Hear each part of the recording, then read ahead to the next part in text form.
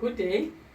Today we are conducting a research under a leadership, transformational leadership under SASCO that is affecting all national universities in South Africa. It is very sad that at this time we are sitting here and doing this under this environment, which is rather not conducive to some of us.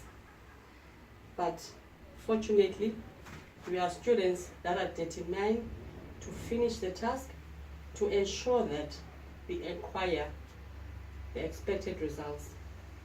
However, we will ensure that Mrs. de Klerk is satisfied with our researches, starting from myself and my colleagues. The research that each one of us will embark on and include all necessary information that was required for us to produce.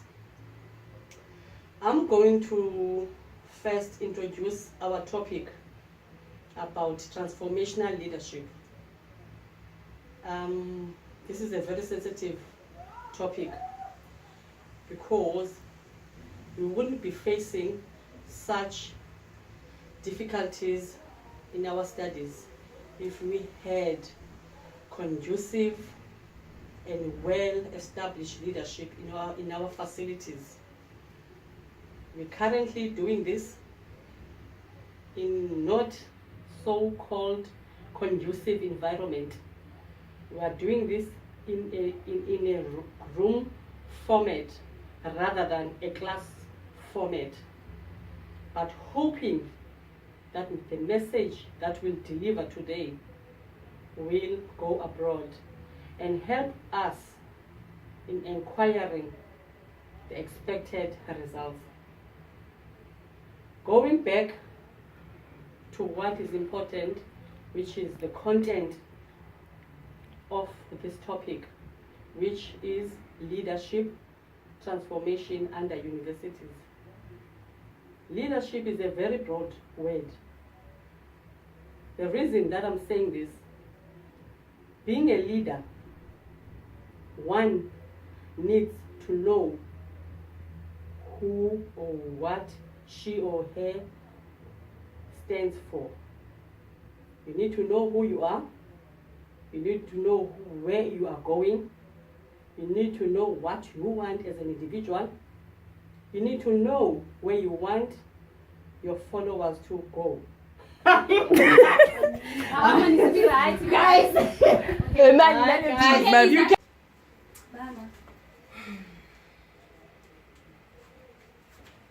You need to know where the followers will go.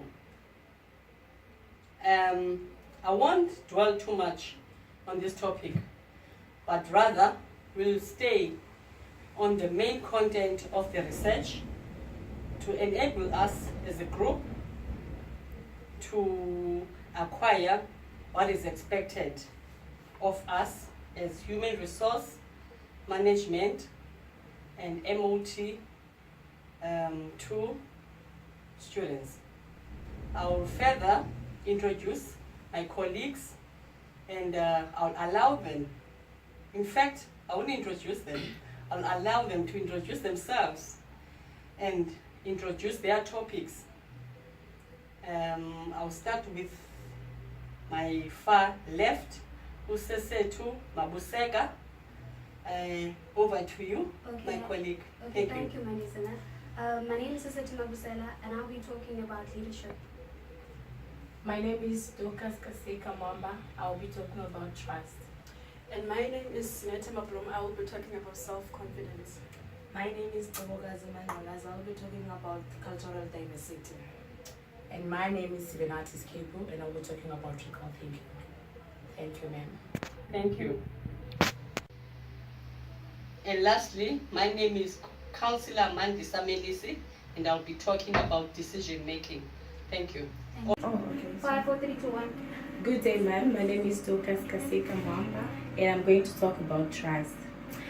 Based on the situation that is currently happening in our university, fees must fall, you can see that there is a lack of communication between the leaders and the student. So I'm going to talk about the trust. First of all, the objective of our training is to build trust among SASCO leaders and the students. And first of all, I'm going to define what is trust. Trusting someone basically means that you think they are reliable, and you have confidence in them, and you feel safe with that person, and physically and emotionally as well. Trust is something that two people in a relationship can build together when they decide to trust each other. And then the importance of trust as a leader is the very first job of a leader to inspire trust. Trust is the single most essential element to our ability to deliver. And then extraordinary result in a enduring way. Trust is integral to build high performance because it's enabled an organization to work as it should be. It's first defense against dysfunctions and the first steps toward delivering better outcome. And the component of trust building process is code of honor.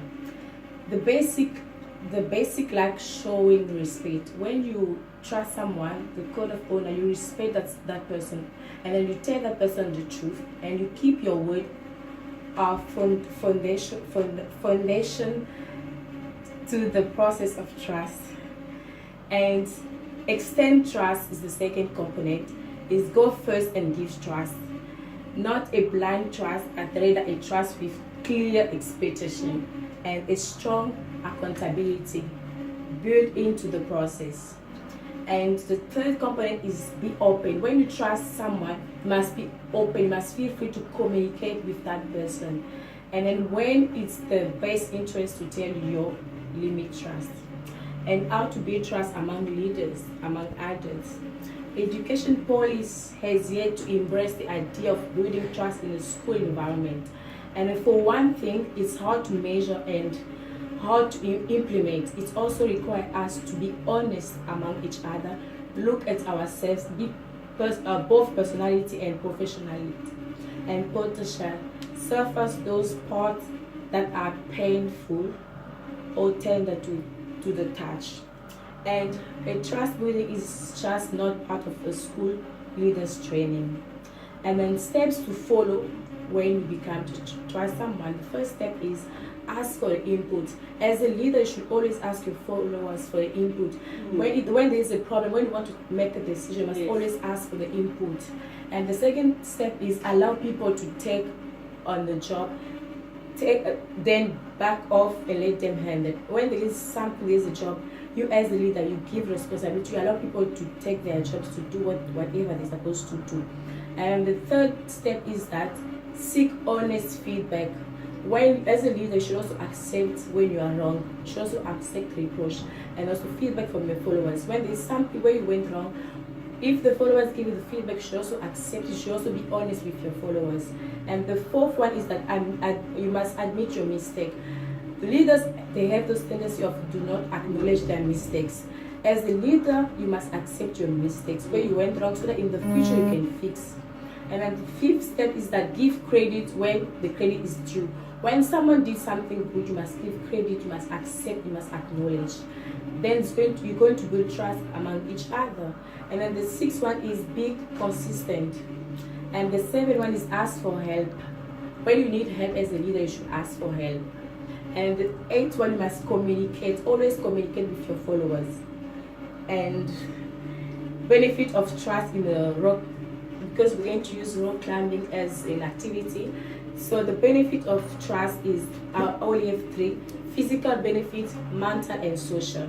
When you learn how to trust someone, your physical benefit is that you're going to learn and embrace, miss, and show this and what next. And mental, also you're going to build your self-confidence, problem solving, and decision making. And the lastly, social benefit is that you're going to build trust, belonging to the community, build character or leadership skills. And later on, I'm going to play the video of, you're going to watch a video based on rock climbing, as it's part of one of our activities, rock climbing. And I thank you. Good day. As I mentioned before, ma'am, to Sister Mabusela, and I'll be talking about leadership. As the name of our group is Ikambaletu, we had a purpose behind it because Ikambaletu means our future. And due to all these strikes happening, we are responsible for our future, and we need great leaders to influence us into achieving such behavior. First of all, when you ask yourself, what is leadership? Leadership is the ability to influence people. And when we talk about transformational leadership, because there are various leaderships which you can choose from autocratic, democratic, however, we chose transformational. When you think about transformational leaders, you think about the likes of Solomon Mahlangu. You think about Julius Malema, one of the greatest leaders South Africa has ever had. As I mentioned. So what makes a good leader? We ask ourselves on a day-to-day basis, because that's a very difficult question to answer. First of all, a leader has to have the ability to be self-aware of his or her actions. They have to have the ability to direct people, but also have the ability to direct themselves. They have to have emotional intelligence, because when you take, for example, a leader such as Thabo Mbeki and Jacob Zuma, you can't compare the two, because, not in a bad way, but Jacob Zuma lacks emotional intelligence compared to the likes of Thabo Mbeki and Nelson Mandela. They must have a vision, because without a vision, you're not a leader. You need to know where you want your followers to be in the future. You must be able to influence. You have to be socially aware of everything that's happening. When we take, for example, when I mentioned social awareness, I'm talking about the ongoing protesting of students of Fees Must Fall. Everything is socially influenced, because your friend will tell you what provoked them to start this whole Fees Must Fall campaign. You have to be socially aware, and as I mentioned that you must be social aware, and as I mentioned that there are various leadership. However, as Ikambaletu, we chose transformational leader, as we aim to be the game changers in this industry of being training facilitators. And how to apply the most effective leadership style. As Ikambaletu, we have identified, due to the Fees Must Fall thing, there's a lot of unnecessary conflict that's going on, such as, I'm not saying it's a bad thing, but the mere fact that we burning our own institutions, we're using tantrums to get attention. It's not a good thing, but then that's the only way we're getting attention from the leaders to which we want. And how we plan as Ikambaletu to build these leaders, as we mentioned that we are one of the game changers in this industry, as we are a transformational leadership, and by rock climbing activity we incorporated in our training is that when you rock climb, you must have the ability to influence the person, as I mentioned before.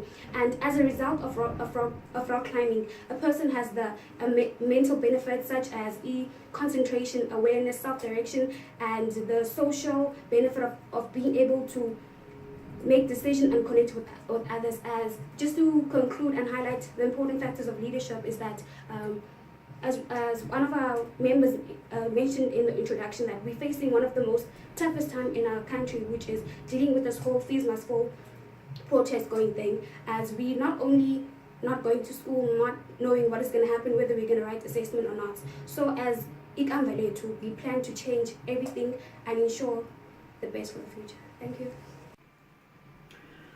Good day, Mrs. de Klerk. My name is Senator Blom.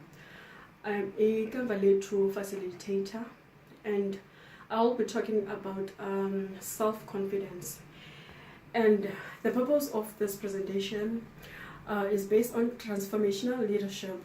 This training is aimed for SASCO leadership in CPUT.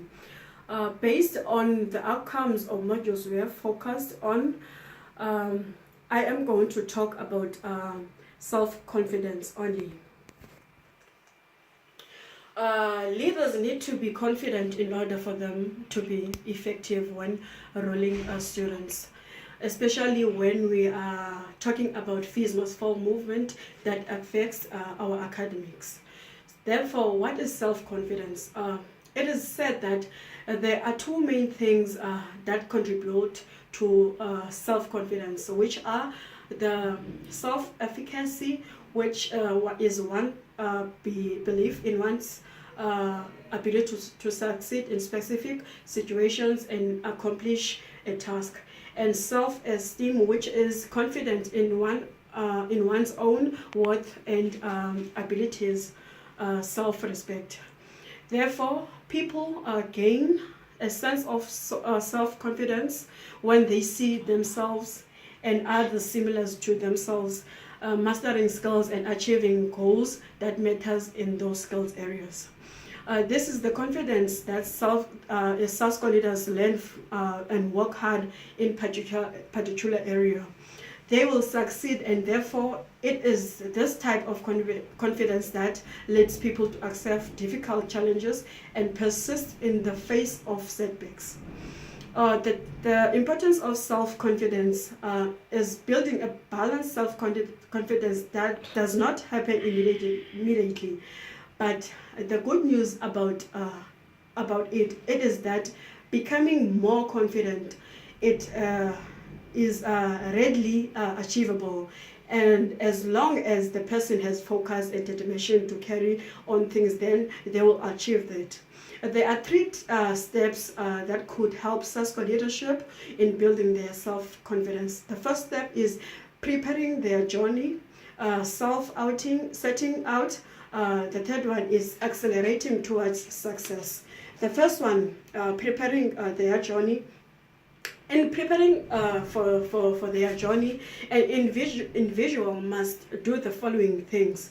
Look what they have already achieved. Think about their strengths by using the technique like a SWOT analysis to take and look at who and where they are. Continue it. They must think about what is important to them. Much more space.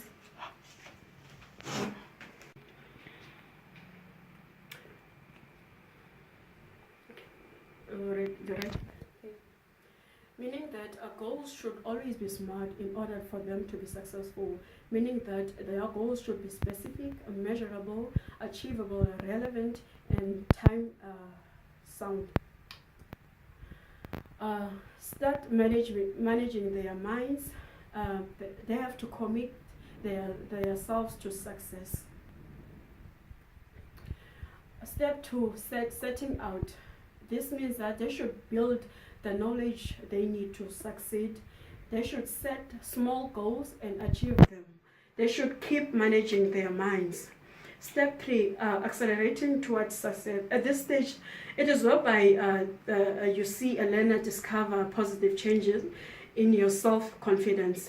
Therefore, when people make poor choices, they become less effective. However, the good news about this is that self-confidence really can be learned and built from other people. How others may perceive your confidence. Your level of confidence can be determined by your behavior, your body language, and how you speak, as well as the things you say, and so on.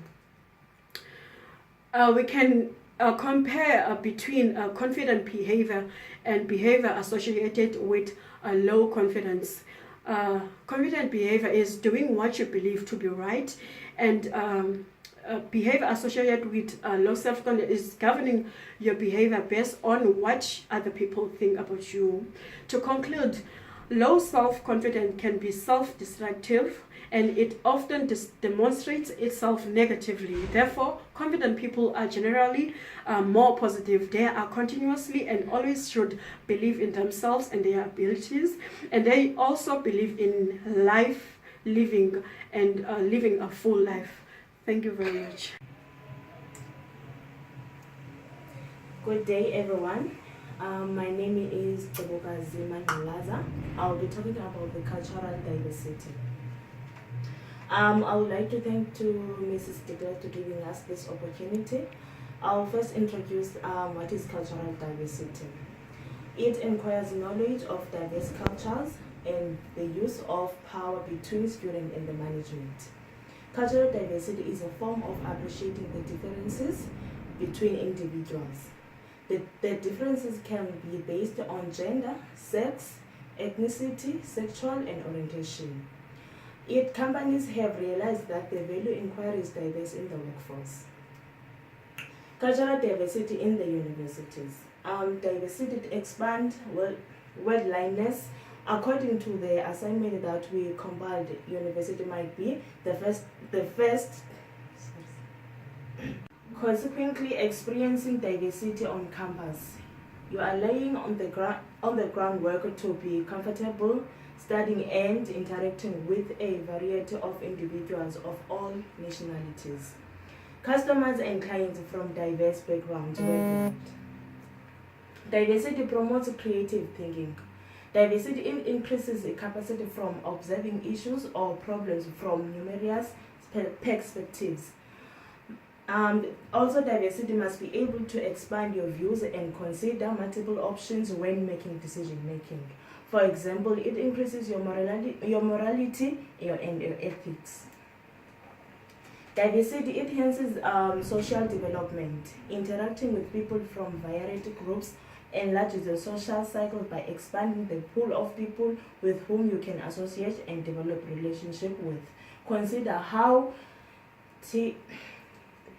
tedious your conversation between you and your groups. Diversity prepares students for work in a global society. You will find yourself working with employers or employees, co-workers, customers, clients, and from diverse backgrounds worldwide. The groundwork to be comfortable studying and interacting with a variety of individuals' nationalities. I also attach a video that how to deal with cultural diversity in training. You will see the video on the slides. Interaction with people is different. It increases our morale.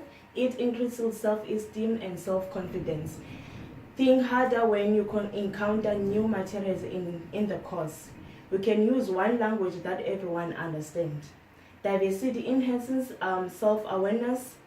It increases the level of complicity.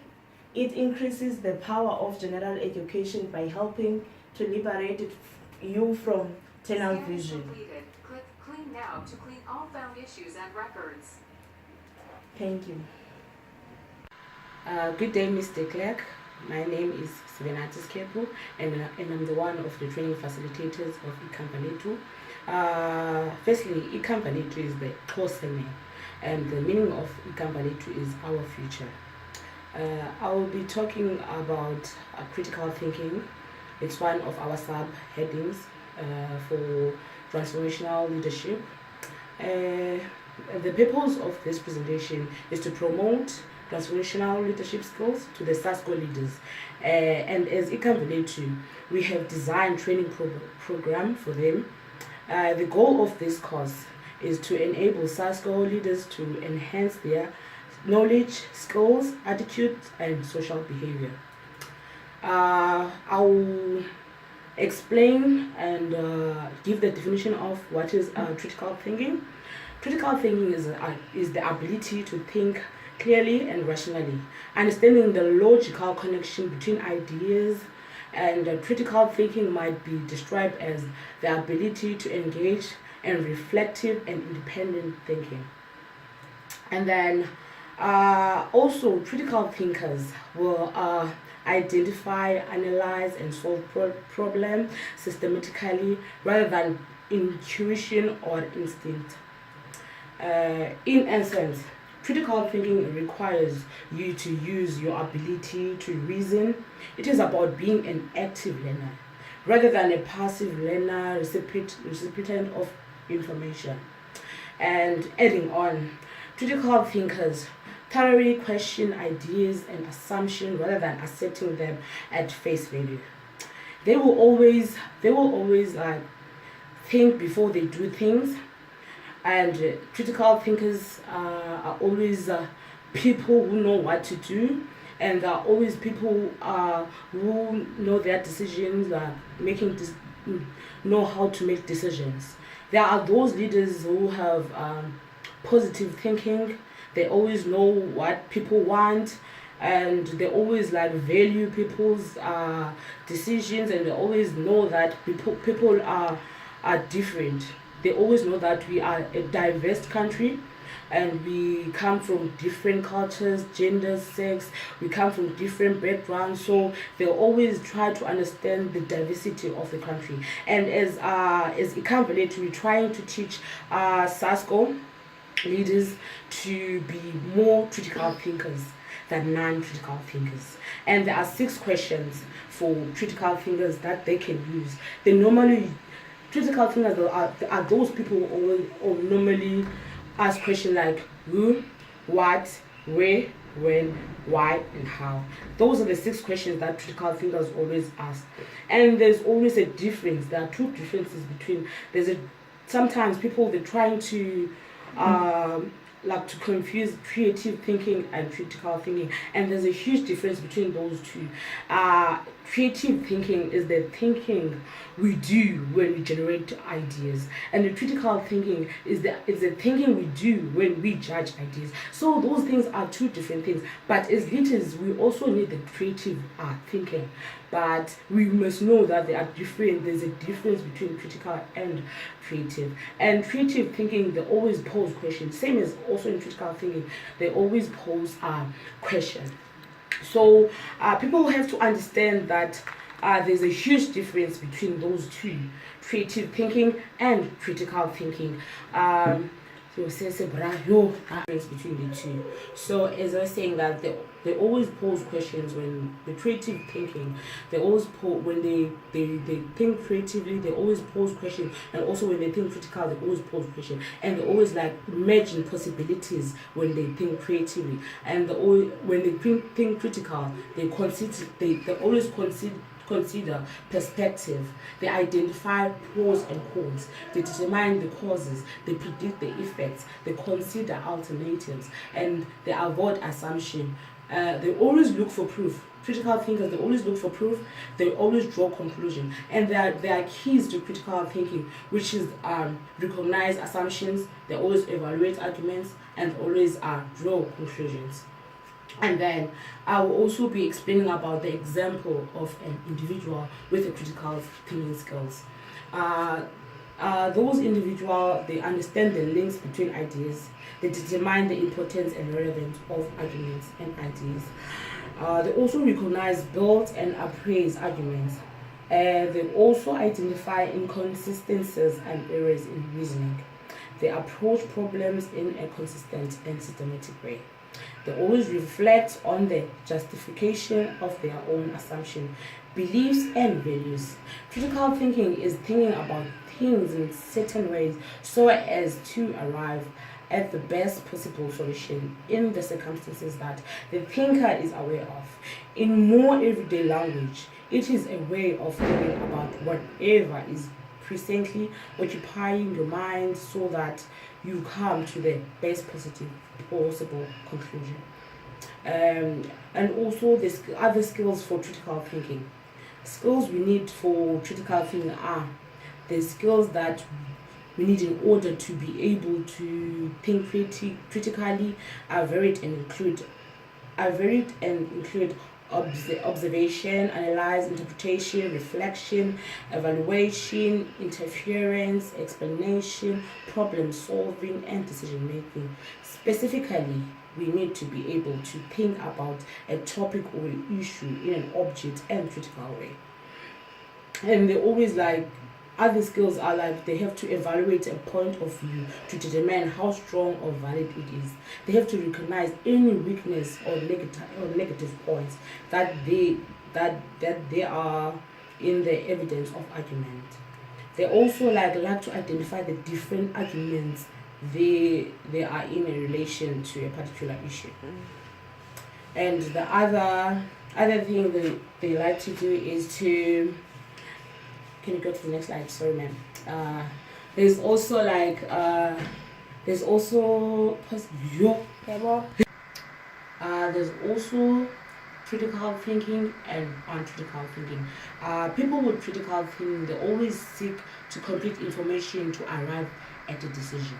And uncritical thinking people they always like to make decisions based on partial or wrong information. And also, critical thinking people, they have a clear focus, but uncritical thinking people, they drift and easily get distracted. And also, critical thinking people, they base judgment on evidence and facts, but uncritical thinking people, they base judgments on hearsay and preference on self-interest. And critical thinking people, they also like to make decisions with their head, but uncritical thinking people, they make decisions with their heart. So there's a huge difference between the critical thinking people and uncritical thinking people. And critical thinking, they are open-minded, but uncritical people, they are closed-minded. They're also critical thinking people, they're realistic about their ability, but uncritical thinking people, they overestimate their ability. So there's a huge difference between critical thinking people and uncritical thinking. So to conclude, ma'am, as a training facilitator at Ikavaleti, my main objective is to build trust between SASCO leaders and students at Cape Peninsula University of Technology, and to ensure that they use effective decision making and also critical thinking. As Ikavaleti facilitator, we want to make sure that we build a better future for all. So that's why the Ikavaleti comes in, to build a better future. So it's our future. I'll be playing a video, but then I'll post it. The video about critical thinking people, and yes, ma'am. Thank you very much. Good day. Furthermore, my name is Mandisa Nenisi, and I'll be discussing, or rather dwelling on what decision making is all about in our whole assignment. I've chosen decision making on the basis of ensuring that the person that will retrieve this message is enabled to understand what decision making is all about. Firstly, the question is what decision making is about. It is simplest, in its simplest sense, decision making is the act of choosing between two or more courses of action. In the wider process of problem solving, decision making involves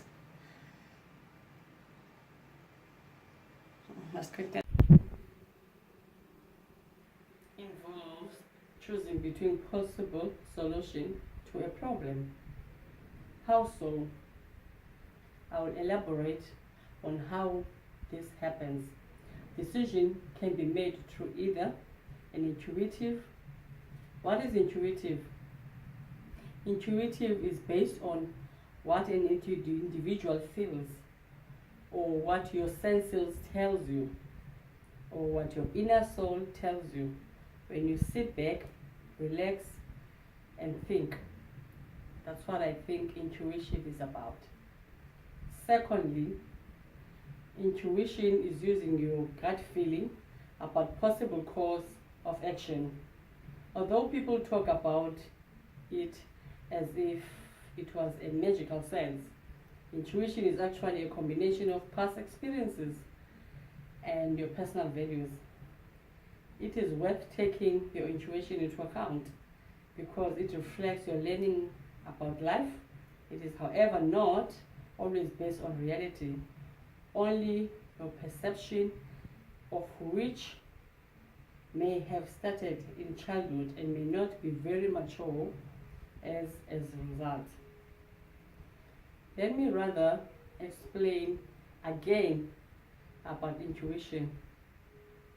It has said that intuition is about your childhood experiences. Everyone grows up imagining being a princess, having a fairy tale, growing up thinking that life is bigger than one can expect, but rather not, especially growing up into these circumstances of learning under fees must fall challenges. One would think that as soon as you pass your grade 12, the world becomes a dancing field. The world is up to a sky limit, of which it is not the case. One needs to ensure that you have sufficient amount of fees to pay, you have the assets to acquire you to secure that particular field you want to learn. Then all your intuitions, or rather your dreams,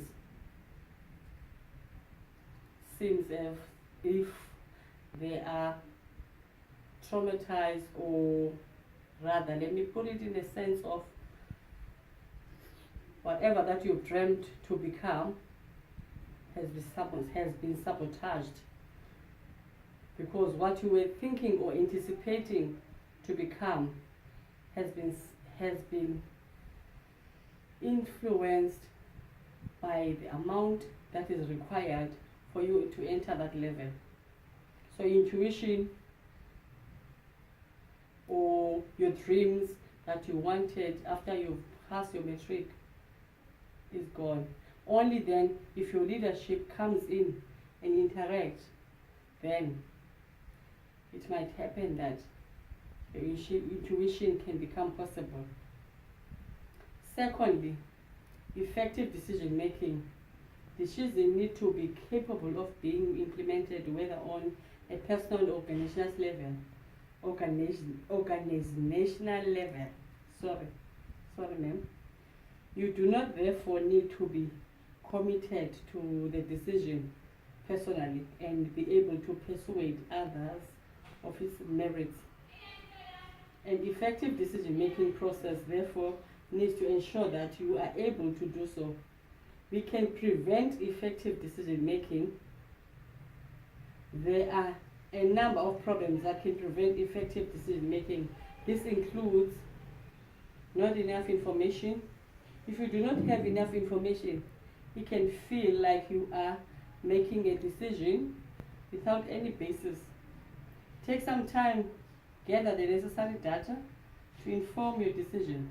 Even if its time scale is very tight, if it's necessary, prioritize your information gathering by identifying which information will be most important to you. Too much information, the opposite problem, but once that it's seen strangely often having so much conflicting information that is impossible to see the wood for the trees. Lastly, for me to conclude what decision making is all about, I hope what I've already alluded on has enabled the listener, or rather the receiver, to understand what I've elaborated. Many different techniques of decision making has been developed, ranging from simple rules of thumb to extremely complex procedures.